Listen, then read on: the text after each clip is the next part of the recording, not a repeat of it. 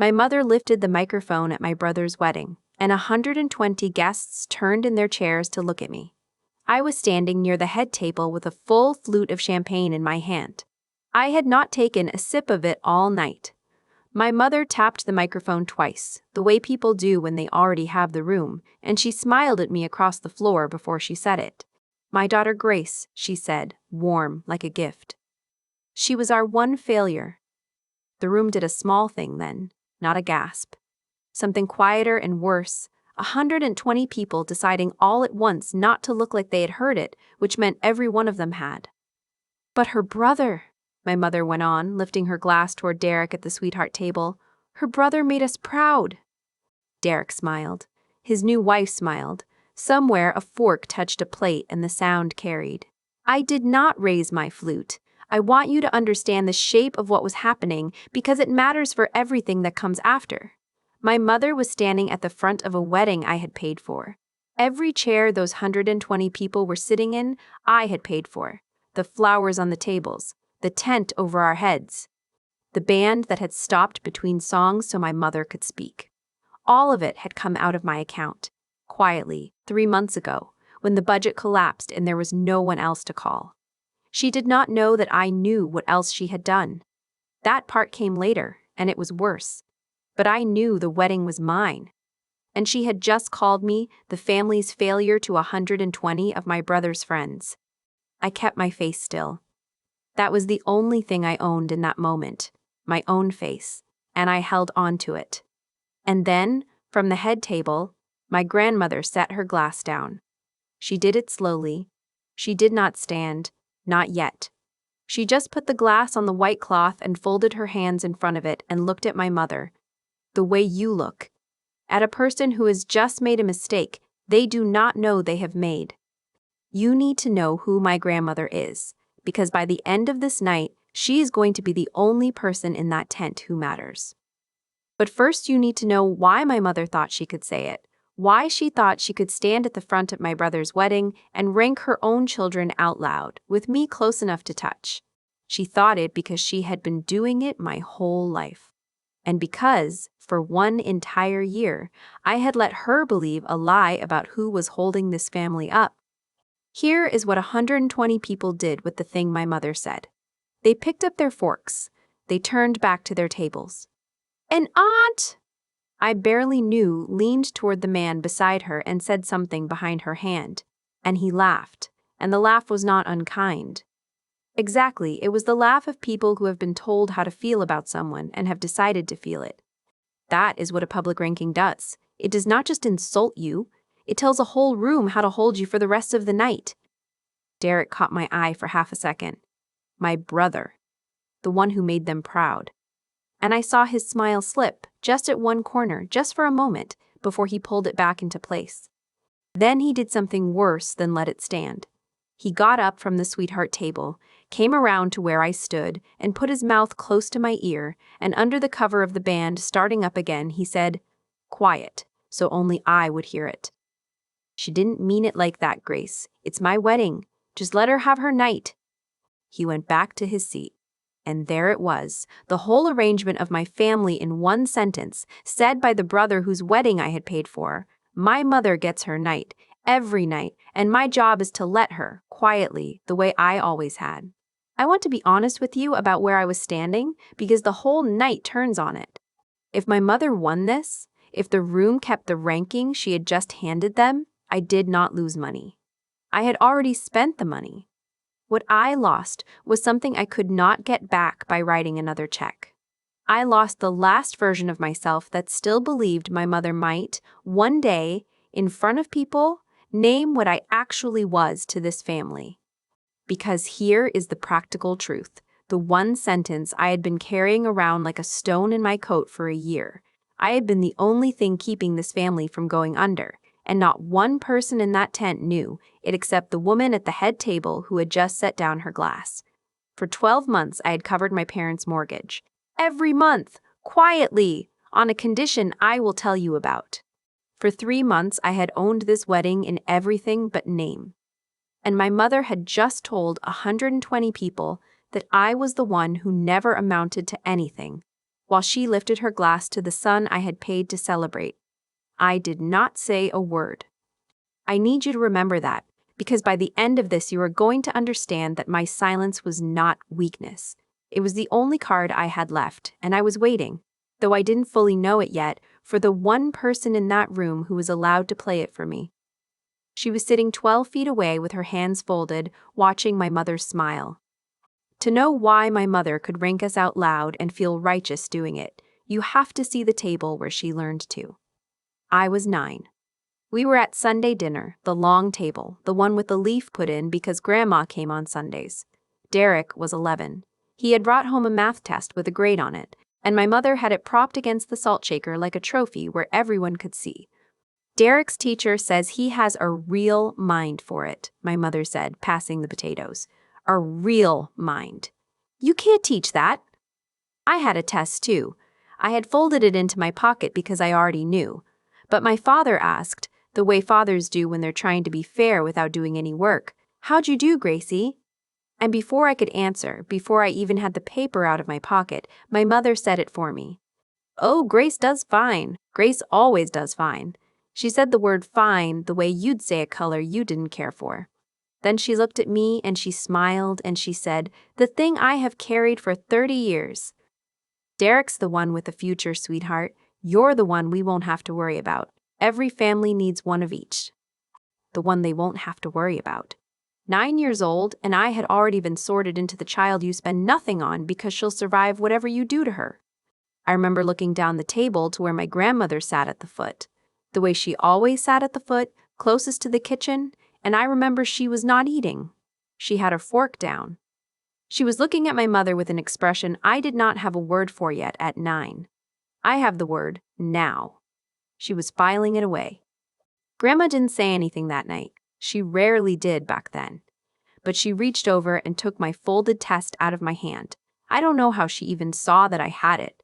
And she opened it under the edge of the table where my mother couldn't see. And she looked at it, and she looked at me, and she gave me the smallest nod I have ever received in my life. A 94. I'd gotten a 94, 2 points higher than the trophy against the salt shaker. Grandma folded it back up and pressed it into my hand and never said a word. And that, I think, was the night the two of us started keeping score on the same side without ever once talking about it. The band came back from their break. The wedding tent filled up with a slow song, and the floor in front of me filled with couples, and I came back from that dinner table 30 years ago to find my mother working the room with her glass, laughing, queen of a party she had not paid for. The mortgage started a year before the wedding, on a Tuesday night with a phone call I almost didn't take. It was my grandmother. She did not call to chat. She had never in her life called to chat. "Your parents got turned down," she said when I picked up. "No hello. The refinance. The bank said no." I sat down on the edge of my bed. I knew what she was telling me without her telling me. My parents had been underwater on that house for years, treading, missing a payment here, catching it there. The refinance had been the plan that fixed everything, and the bank had said no. "How far behind are they?" I asked. 3 months. Going on 4. A pause. "They'll lose it, Grace. By spring, they'll lose the house you grew up in, and your mother will tell everyone it was the economy." I looked at the wall for a while. I want to tell you, I struggled with it. I didn't, really. I had the money. I had spent 15 years being the steady one, and steady ones save. I could carry their mortgage and not feel it for a long time. "I'll cover it," I said, and my grandmother said the thing that set the terms for everything that came after. She said it fast, like she'd been waiting for me to offer so she could lay the trap. "You tell no one," she said. "Not your mother, not your father, not your brother. Especially not your mother. You send it to me, I move it to the bank. As far as they know, it came from me." "Why?" I asked. There was a silence on the line, and when she spoke again, her voice had something in it I had never heard from her before. Something old and patient and a little bit dangerous. "Because if your mother knows it's you," she said, "she will take it and call it nothing. She will spend your money and tell the room she raised herself a steady daughter who finally did one small useful thing. I have watched her do it to you for 30 years, Grace. Another pause. Let her think it's mine. Let her keep performing for my money. And one day, when it matters, I will tell the truth in front of every person whose opinion she's been buying with it. I didn't fully understand what she meant that night. I do now. I started a folder the next morning. A plain manila folder. I wrote my grandmother's name on the tab, her name, not mine, because that was the rule, and every month when the transfer cleared, I printed the confirmation and put it in the folder. Not because I needed proof, because I needed somewhere one true record of who was actually holding us up. That folder was in my bag, under the head table, the whole night of the wedding. My grandmother knew it was there. She was the only one. The slow song ended. My mother was 3 tables away now, her hand on some cousin's shoulder, laughing about something. Her glass tipped at that angle she used when she wanted you to know she was having more fun than you. The wedding itself landed on me 3 months before that toast, and it landed the same way everything did, as a problem nobody else would solve, handed to the steady one. Derek's wedding budget had collapsed. I won't bore you with how. A venue deposit lost, a vendor who walked, my parents promising money they had never actually had. 3 months out, with the invitations already mailed, the whole thing was about to come apart. My mother called me. Not to ask, my mother never asked. She called to narrate a disaster at me until I picked it up off the floor. It's going to be humiliating, she said. Derek's bride's family, they have money, real money, and we're going to look like… She didn't finish it. She didn't have to. I don't know what your father was thinking? How much? I said. Same question.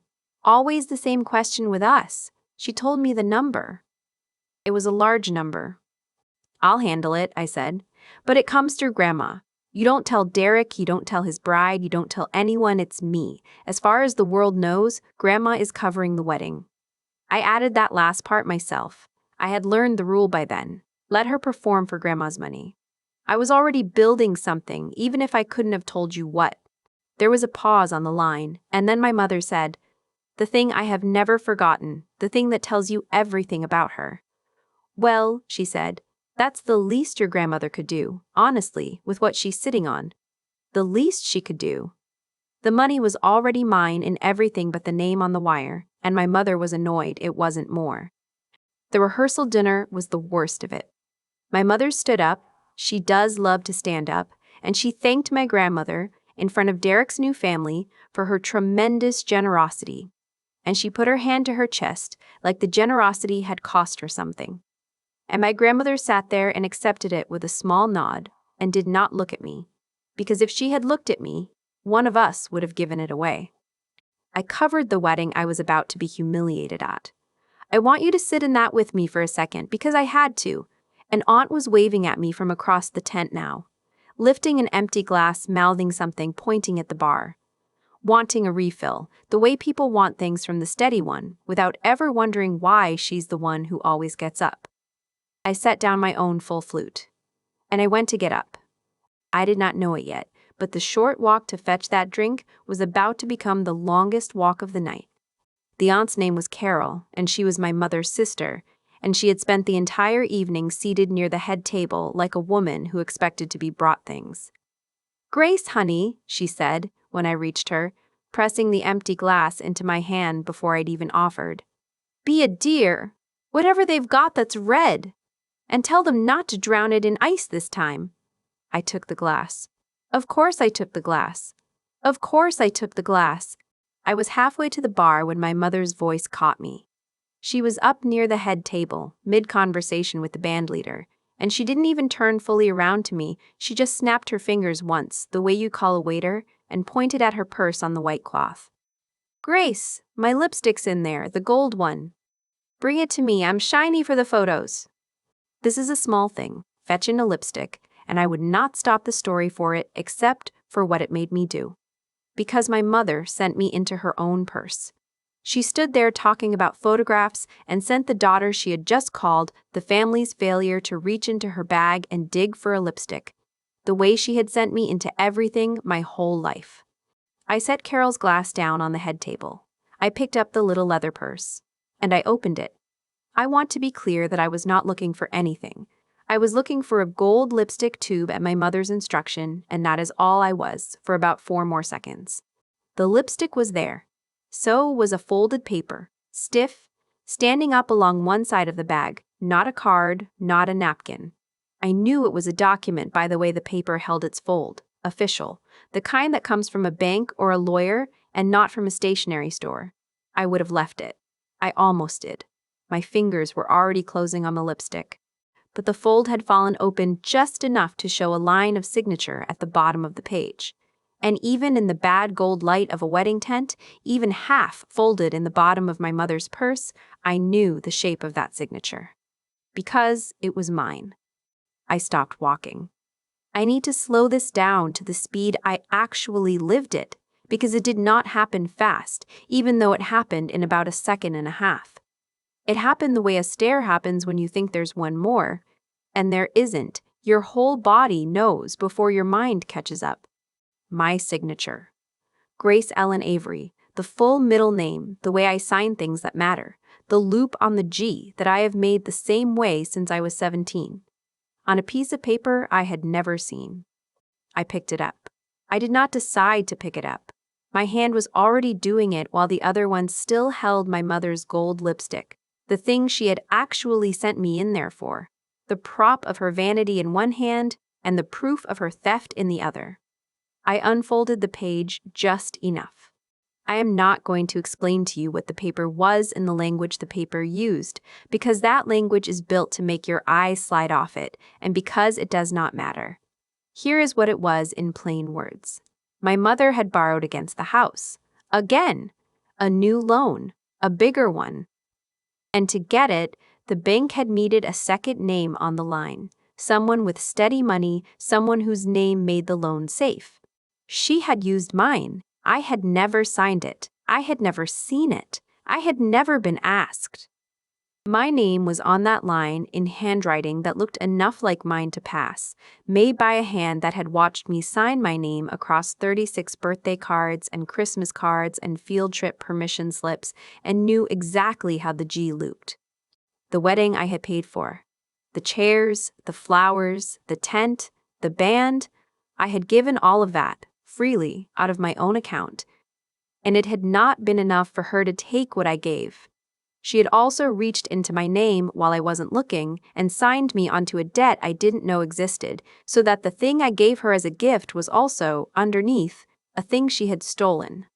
I stood at the head table and I read my own forged signature. And across the floor, the band leader handed my mother the microphone for the second time that night. I did the only thing my whole life had trained me to do. I did not make a scene. I folded the paper back along its own crease, smaller this time, small enough to disappear. I slid it into the little clutch I had under my arm. I did it in one motion, the way you palm a card, and not one person at that head table saw me do it, because not one person at that head table was looking at the steady one. They never were. That was the whole secret of how I'd survived them. You can carry anything past people who have already decided you're not worth watching. Then, I closed my mother's purse and set it back exactly where it had been. I carried her gold lipstick the length of the table and put it in her free hand, and she took it without thanking me, without looking at me, mid-sentence with the band leader. I picked up Carol's empty glass, and I walked to the bar, and I got her the red without the ice, and I brought it back. And I said, "There you go, Carol," and my voice came out completely normal, and that frightened me more than anything else that night. How normal my voice was while I was carrying my mother's forgery in a beaded clutch under my arm. My mother had the microphone again, and as I came back across the floor and slid into my seat, I passed close to my grandmother, and my grandmother looked at me. Just looked. And whatever was on my face, and I thought I had nothing on my face, she read it in a half a second, the way she'd read that 94 under the edge of the table when I was 9. Her eyes went to my clutch, then back to my face, then, slowly, to my mother at the microphone. And my grandmother's hand moved, just slightly, toward the stem of the glass she had set down an hour ago. My mother tapped the microphone. The band went quiet again. 120 people, who had only just gotten comfortable again, set their forks back down. I'm sorry, my mother said, laughing at her own enthusiasm. I just have a little more to say. You only marry off a son once. I was in my seat now. Grandma was 2 seats down from me at the head table. I could see the side of her face. I could see her hand on the stem of the glass. My mother found me in the crowd again. She does this thing where she aims her warmth at you like it's a kindness when it's actually a blade, and she aimed it at me now. I know I teased my Grace earlier, she said, to the room, soft, like an apology that was actually a second helping. I did. And she takes it so well, she always has. That's our Grace. She tipped her glass at me. She always lands on her feet. Whatever happens, Grace will be fine. She doesn't need anything from anybody. She always lands on her feet. She doesn't need anything from anybody. I sat there with her forgery in my lap and a year of her mortgage in a folder in my bag and 3 months of her son's wedding under everyone's chairs. And I listened to my mother tell 120 people that I was the one who didn't need anything. I felt the paper in my clutch like it was warm. And I made a decision, in that seat, that I want you to understand, because it's the hinge of the whole night. I had the paper. I could have stood up. I could have walked to my mother and taken that microphone and held the forgery up to the gold light and burned her down to the ground in front of her son's new family, and every word of it would have been true, and the room would have been mine. I didn't. Not because I was scared. I was past scared by then. I didn't stand up because I understood, sitting there, that if I burned her down myself, the room would call me dramatic. The dramatic daughter, making her brother's wedding about herself. My mother had spent 36 years building me into exactly the kind of person whose truth sounds like a tantrum. But there was one person in that tent whose truth could not be called a tantrum. One person the whole family performed for. One person whose money my mother had been impersonating all year long. And that person was already touching her glass. I didn't have to play the card. I just had to let the right hand play it. I looked at my grandmother. And my grandmother, without looking back at me, stood up. You have to understand what it meant for my grandmother to stand. She is 81. She does not stand quickly, and she does not stand for nothing. In our family, my grandmother standing up at a gathering was rare enough that it had its own gravity, the whole table reorganized around it. When Grandma stood, you stopped. My mother did not stop. She had the microphone, and she had momentum. And she was not about to surrender the front of the room to an old woman pushing up out of a folding chair. So my mother kept talking, faster now, talking over the sound of my grandmother rising. And I just want to thank everyone for coming, and of course my mother, for her jeer. Give me the microphone, Diane. My grandmother did not shout it. That was the thing. She said it at the volume you'd use to ask someone to pass the salt, and it cut straight through my mother's sentence and stopped it dead, because 120 people had just watched the matriarch stand and heard her ask for the floor, and there is no version of that room where my mother gets to say no. My mother laughed, a little high. Mom, let me finish my… Diane. My grandmother put out her hand, flat, open, waiting, the microphone. The brother, Derek, half rose from the sweetheart table, the way you do when you feel a thing going wrong and want to be seen to care without actually doing anything. His new wife had her hand on his arm. He sat back down. The whole tent had gone the particular kind of silent that is louder than noise. My mother looked at the room. She looked at her own mother's open hand. And she understood, I think for the first time all night, that she had lost control of something, though she did not yet know what. She handed over the microphone. She was still smiling. She had no idea. My grandmother took the microphone in one hand and held it a little away from her mouth, the way people who don't trust microphones hold them, and she looked out at the 120 guests, and she let the silence sit for a moment longer than was comfortable. Then she said, I'm going to tell you all something, and then I'm going to sit down because I'm old and my feet hurt. A little laugh from the room. Permission. They loved her already. They didn't know yet what she was about to do with that love. My daughter Diane stood up tonight and told you that Grace, here, and my grandmother looked at me, and 120 heads turned to follow her eyes, and I sat very still. That Grace is the family's one failure, and that her brother is the one who made us proud. She let that hang. I want to tell you who paid for this wedding, my grandmother said. I watched my mother's face. I want to describe it to you exactly because I had waited 36 years to see it and I am not going to waste it. The smile was still there, but it had stopped meaning anything. It was just teeth now. Her eyes had gone to her purse on the table, the open purse, the empty space in it where a folded paper used to stand up out of the top, and then her eyes came up and found me, and for the first time in my entire life, my mother looked at me like I was a person who could do something to her. Everyone in this family thinks I paid for it, my grandmother said. Diane has been thanking me for it for 3 months. I let her. She turned the microphone slightly, taking in the whole tent. I didn't pay for one chair in this tent. Grace did. Every flower, every plate, the roof over your heads tonight. Grace paid for all of it out of her own pocket, and she asked me to let you believe it was mine because she didn't want her brother's wedding to be about her. The room made a sound, not a gasp. A turning. 120 people physically shifting in their seats to look at me, and the looking was completely different from the looking my mother had aimed at me an hour ago. That looking had been pity wearing a smile. This was something I had never once received from a room in my life.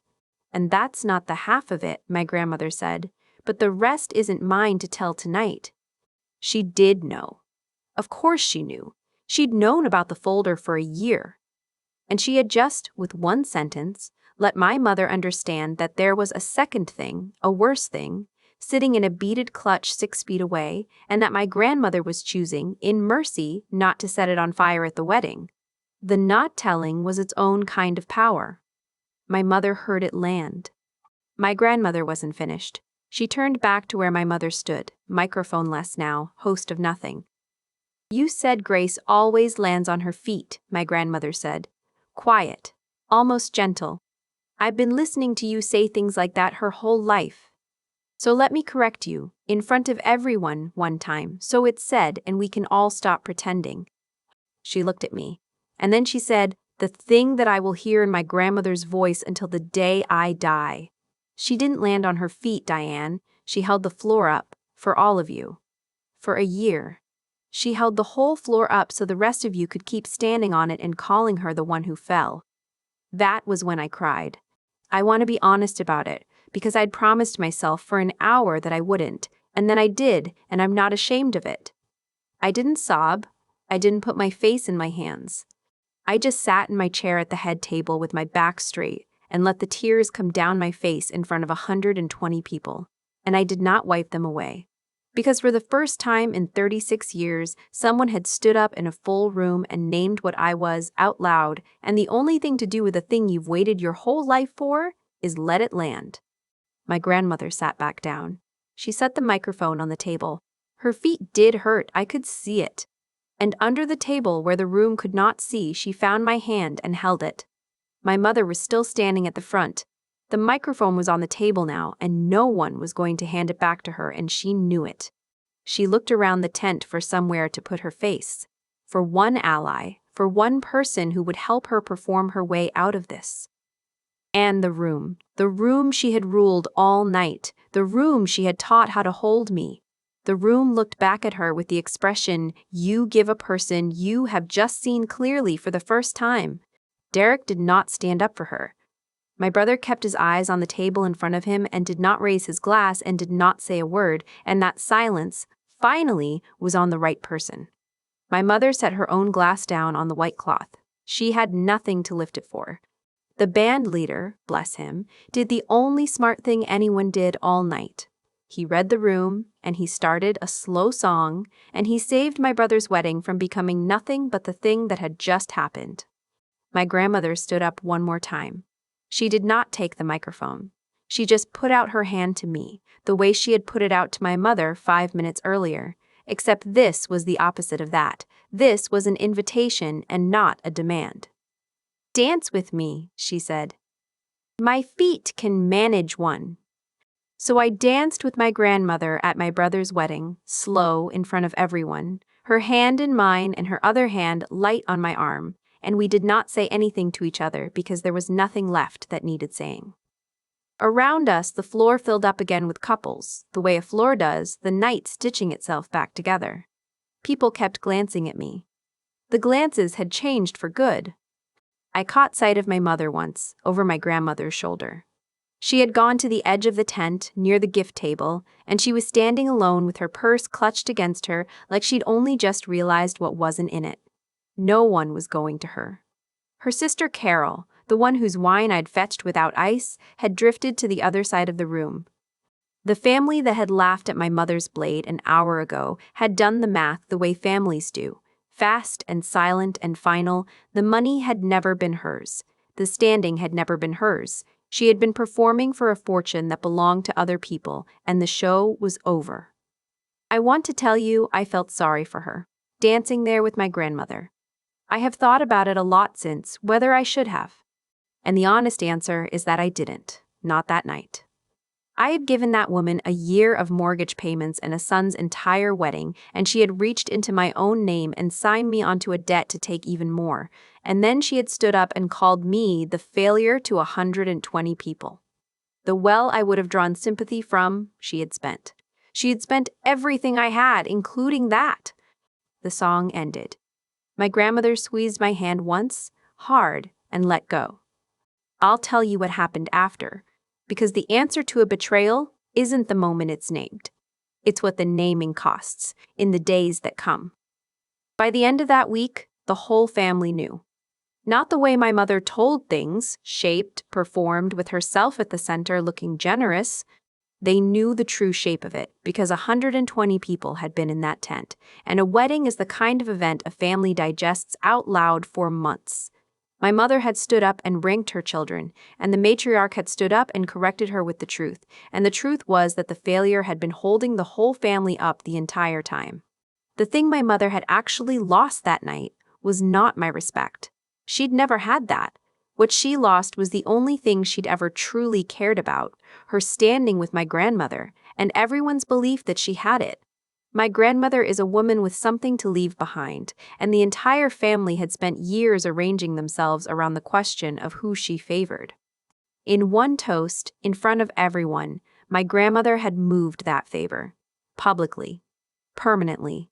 And a family that performs for a fortune knows immediately when the performance stops paying. My mother called me 4 times that week. I did not pick up the first 3.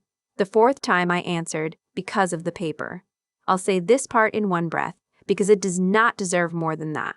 The Monday after the wedding, I called the bank, and I told them my signature on that refinance was not mine, and I started doing the slow, unglamorous things a person does to get her own name back off a debt she never agreed to. It was not a dramatic phone call. It was paperwork and patience. I am still not entirely done. That is the true cost of what she did, and it does not fit on a thumbnail. I will spend a year of quiet Mondays cleaning up the things she did to me in 5 seconds with a borrowed loop on a forged G. When my mother and I finally spoke, she did not apologize. She has never once apologized for anything in 36 years, and she did not start with the largest thing she had ever done. She said, "I don't know why your grandmother had to embarrass me like that in front of everyone." As if the embarrassment were the crime. As if I had not been sitting there the whole time with the proof of the real one in my lap. I told her I knew about the loan. I told her I'd called the bank. There was a long silence on the line, the kind that is its own confession. And then I hung up, and I have not spoken to my mother since. It's been a while now, and I can tell you how it settled. Because things do settle, even the ones you think never will. My brother Derek called me once, about a month after. He didn't quite apologize either. He's her son. It's not in the family vocabulary, but he got close in his way. "I told you to let her have her night," he said. "At the wedding, I keep thinking about it. I should have stood up. You paid for the whole thing, and I told you to be quiet.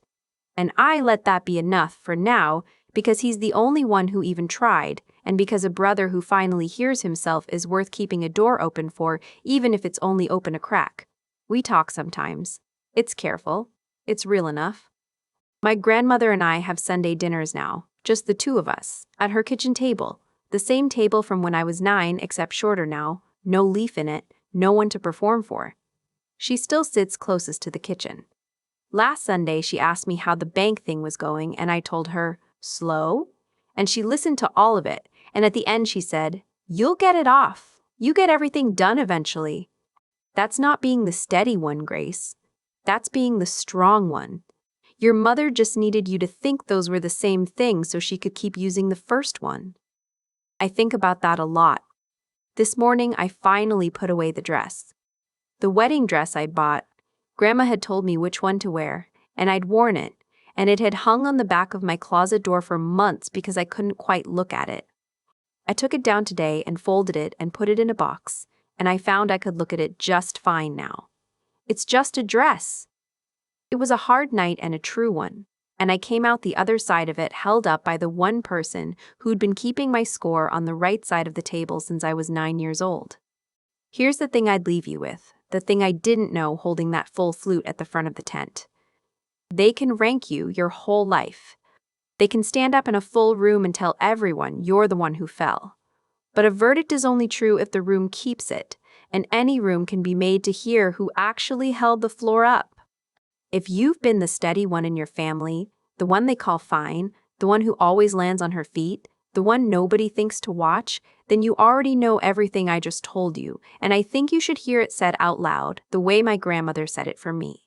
So stay with me.